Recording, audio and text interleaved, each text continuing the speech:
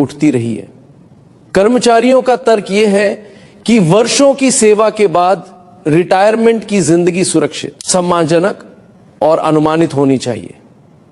जब पेंशन अनिश्चितता में चली जाती है तो परिवार की योजना, इलाज और बुढ़ापे की जरूरतें प्रभावित होती हैं। यही वजह है कि पेंशन सुधार और पुरानी व्यवस्था की बहाली की मांग को कई संगठन अपनी प्राथमिक मांगों में रख रहे हैं। एक और अहम मुद्दा 2020 के लॉकडाउन के समय रुके हुए डीए और एरियर से जुड़ा बताया जा रहा है। बहुत से कर्मचारी संगठनों का कहना है कि उस अवधि का महंगाई भत्ता और बकाया अब तक पूरी तरह से जारी नहीं हुआ, जबकि उसी दौरान आम आदमी ने सबसे कठिन दौर देखा।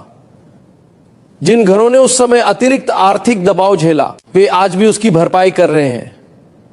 इसलिए यह मांग भी उठ रही है कि जो बकाया बनता है वो स्पष्ट रोडमैप के साथ दिया जाए, ताकि भरोसा बने और कर्मचारियों को लगे कि उनका हक वास्तव में सुरक्षित है। दूसरा बड़ा विषय नए श्रम कोड हैं 4। श्रम कानूनों के समूह को लेकर कई यूनियनें चिंता जाहिर कर रही हैं। कर्मचारी पक्ष से जो बातें उभर कर आती हैं, उनमें सबसे पहले टेक होम सैलरी का सवाल है। यह आशंका जताई जाती है कि वेतन संरचना में बदलाव, भत्तों की सीमा और पीएफ जैसी कटौतियों का भार बढ़ने से हाथ में आने वाला पैसा कम हो सकता है। कागज पर सीटीसी या कुल वेतन जितना भी दिखे, अगर वास्तविक नकद कम मिलेगी तो घर चलाना और मुश्किल होगा। इसी कारण कहा जा रहा है कि बदलाव इस तरह हो कि कर्मचारी का जीवन स्तर सुधरे, केवल आंकड़ों का खेल न बने। औद्योगिक संबंधों से जुड़े प्रावधानों पर भी सवाल उठ रहे हैं। कर्मचारियों को यह डर है कि छंटनी और नौकरी की सुरक्षा कमजोर हो सकती है और हड़ताल जैसे लोकतांत्रिक अधिकारों पर व्यवहारिक अड़चनें बढ़ सकती हैं। जब नियम इतने कठोर हो जाएं कि तत्काल अन्याय के खिलाफ आवाज उठाना भी मुश्किल हो, तो कर्मचारी खुद को असहाय महसूस करता है। कई लोग कहते हैं कि किसी घटना पर तुरंत प्रतिक्रिया जरूरी होती है।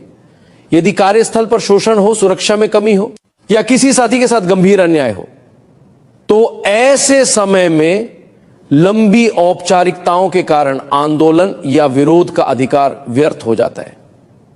इसी वजह से श्रम कोड के कुछ हिस्सों में संशोधन, स्पष्टता और संतुलन की मांग की जा रही है।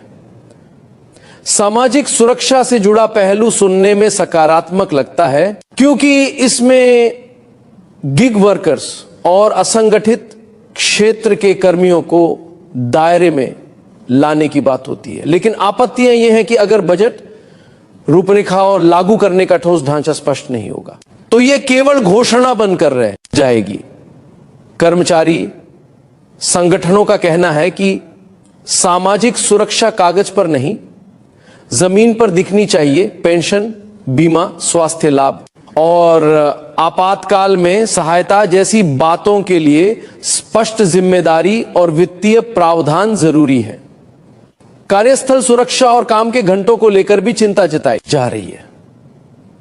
यह आशंका उभरती है कि कुछ प्रावधानों के तहत दिन में 12 घंटे तक काम कराने की अनुमति का रास्ता खुल सकता है। भले ही साप्ताहिक सीमा का हवाला दिया जाए, कर्मचारी तर्क देते हैं कि लगातार लंबे शिफ्ट न केवल स्वास्थ्य को नुकसान पहुंचाते हैं, बल्कि परिवार और मानसिक संतुलन भी बिगाड़ते हैं। काम की गरिमा का मतलब सिर्फ रोजगार नहीं, बल्कि सुरक्षित वातावरण, उचित समय और सम्मानजनक शर्तें भी हैं। इसलिए मांग है कि ऐसा कोई भी बदलाव कर्मचारियों के हितों और स्वास्थ्य को प्राथमिकता देकर ही लागू हो। यह आंदोलन केवल कर्मचारियों की मांगों तक सीमित नहीं दिखाया जा रहा, बल्कि किसान और ग्रामीण मुद्दों से भी इसे जोड़ा जा रहा है। मनरेगा जैसी योजनाओं के बजट, भुगतान की नियमितता और ग्रामीण रोजगार की सुरक्षा पर जो भी असर पड़ता है, उसका प्रभाव पूरे देश की अर्थव्यवस्था और सामाजिक स्थिरता पर पड़ता है। किसान संगठनों की ओर से